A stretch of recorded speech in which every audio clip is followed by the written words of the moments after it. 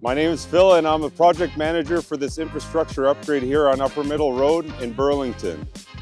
We're making significant investments across Halton to keep our water and wastewater systems reliable and ready for the future.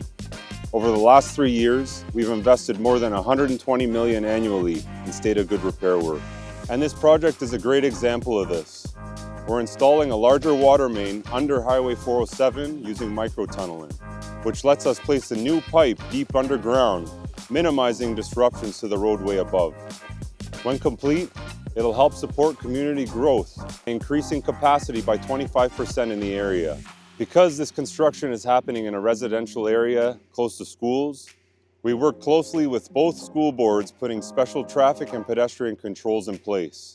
And to help bring some fun and awareness to the project, we met with all the local students and had them help us name our drill. They came up with the name Drillbert, and today is the day we lower him down into one of our shafts so he can get to work underground.